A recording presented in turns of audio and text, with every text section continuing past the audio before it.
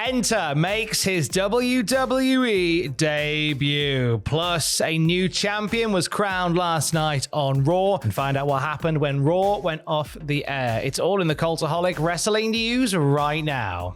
Penta is here. Whoa, it took a while. He's bloody raw, let me tell you, Tom. Penta is red raw. It was last night on Netflix after the opening segment. Our first match of the night was Chad Gable's Luchador Open Challenge type thing, and it was answered by Penta to the shock of absolutely nobody. Yes, if you have a working internet connection and have a social media account on Twitter or Instagram or Facebook or Tumblr or Pinterest or Bebo, you will have seen this WWE shop listing of all the Penta merchandise you can get. There's t-shirts, there's masks, which AEW never did miraculously, but WWE have gone straight in there. They cost like $70 though, Tom. They are expensive, but if you have eyes, you will have known this is coming as well, because last week the vignette basically said Penta is here and he is here next week. Michael Cole described it as the worst kept secret in the business, and then during the match referenced Penta's accomplishments in AAA, in TNA, in Lucha Underground. Yeah. Giving some love to them, and then when he wins his match, he triumphantly claims, "Welcome to the big time, Penta." What could he mean by that, Tom? Gable and Penta got a decent amount of time in this one. No commercial breaks during that match. There was one whilst Chad was waiting for Penta's entrance, and nothing during the match itself. It ends with Penta winning with the Made in Japan, because obviously the Penta's old finisher was the package power driver. But he can't do that because Kevin Owens kills people with that maneuver every blue moon. Exactly, and it's a wolf moon today, so that means twice as many people. So he hits him with what was known as the Made in Japan, known as the Penta driver, picks up the win. An emotional Penta thanking the crowd afterwards, calling WWE his new home. He acknowledged his family at ringside, his daughter, bless him. Tears, weren't they, on the front row? His family gives his wife a little smooch on the lips. And then he claims he's been waiting for this moment. He spoke passionately in Spanish, which got that San Jose crowd going and ushered in the Penta new era. What did you make of his debut? I liked it all, just about. There was a little mishap with the leg drop, which I've seen people on Twitter going, meh, but that sort of stuff happens in the match. But I thought the music, while it might not be a Def Rebel production, it sounded like more like a stock theme that Stephanie Vakura's got in NXT. I thought that was better than what we've been served up in recent times by Def Rebel. The pyro in the entrance, the presentation, how it is just Penta as we know him. They haven't really changed anything because it does work. I thought it was, as a debut goes, it was very, very solid indeed, Tom. PW Insider reporting the whole segment itself led to a little bit of rejigging of Monday Night Raw, didn't they? Yes, they're saying it overran, my goodness me. We did confirm between the 13-minute match and his post-match promo, Penta went way longer than he was initially planned to go, which led to time being trimmed from other segments later in the show. There were some talents obviously not thrilled about that, as you can imagine. That says we are told that management was happy with the debut and with Penta's reaction live. But surely they're on Netflix now.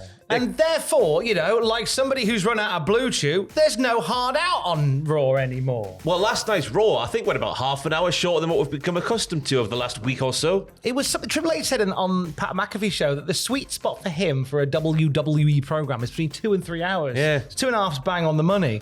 But PW Insider say that just because WWE no longer has the hard out of having to be off air by 10 or 11 p.m. like they would on the USA Network, it doesn't mean they plan to run endless amounts of time every week. If they internally clock out a show to be over a certain time that they are running over, they are going to do whatever they can to get it back into the manageable time frame they want. Obviously, last week on Raw, the main event was Seth Rollins versus CM Punk. Last night, as we will talk about in a bit, there were 2 dark matches, and they wanted to get all of that into the allotted time because they were conscious that certain talent had to get away to catch red-eye flights elsewhere. Yeah. So they were conscious of that. So therefore, in order to get those 2 dark matches in at the right time and be out of the building at the right time, they had to trim some stuff off of Raw. And I think the women's title match may have potentially suffered. Yeah, the IC title match. Well, I can't believe who won, Tom. My goodness me. Should we talk about it? Yeah, we should talk a little bit, because I was thinking last night when Dakota Kai puts out that emotional little tweet on Twitter last night, on X.com last night, I was thinking surely they're not going to lose a big title match again. But they bloody well did. Yeah, Lyra Valkyria, your new and first ever women's Intercontinental Champion. Despite having time cut, it was a really fun different match with these two. They humped, as some would like to say, Tom. There was a suplex from Lyra to Dakota off the apron to the floor, which went splat, and it was fantastic. The finish came with Kota missing the running kick in the corner, led to a zigzag and a Nightwing, and there you go, Valkyria, the one and only first ever Women's Intercontinental Champion, presented with the title by Adam Pearce, and afterwards her and Dakota Kai embraced as well. It was a lovely moment. It was a lovely moment indeed. Who do you see challenging next for that Women's IC title? All of them, Tom. All of them. As we know from Lyra Valkyria's NXT title run, she'll take on all comers, including people like Becky Lynch. There's nobody off the table, Tom. I think Zoe Stark might be in the front running at this point. PFC did have an interview where they were like, we're going to take over. It doesn't matter who you are. We're going to come and fight you. And it was in one of the ad breaks that they had where we see interviews over here, but Americans see television adverts. Yeah, so we're lucky over here that we get even more Raw. In fact, during one of these between ad break interviews, we actually heard from Rey Mysterio, who spoke about Penta. Just to quickly jump back to that, and he said, I've known Penta for quite some time, and I've always envisioned his true home to be WWE. He's just proved to the whole world why he's here. Penta and Rey confirmed at some point. Yeah, I was thinking because when Penta's making his entrance as well, they're saying lots of people like to say that Rey Mysterio is the best luchador in the world, but lots of people say Penta's number 2. I was like, oh my god, they've got it really early. It's always the death note when someone compares a luchador to Rey Mysterio. And also, I don't know whether I know it came with good intention. Just to go back to Penta, I know it came with good intention, but it's just something. Here he is. He's the second best ever luchador. Just don't say that bit. Just don't say that. Wait until his brother rocks up, Tom, because then he'll realise he's the third.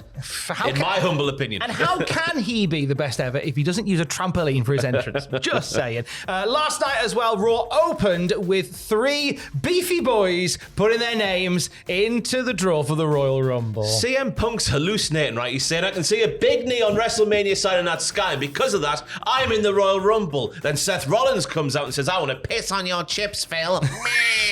That's essentially what he said. I'm going to be in the Rumble so I can ruin your WrestleMania plans. Then Drew McIntyre comes out and says, I'm Scottish. I'm going to be in the Royal Rumble.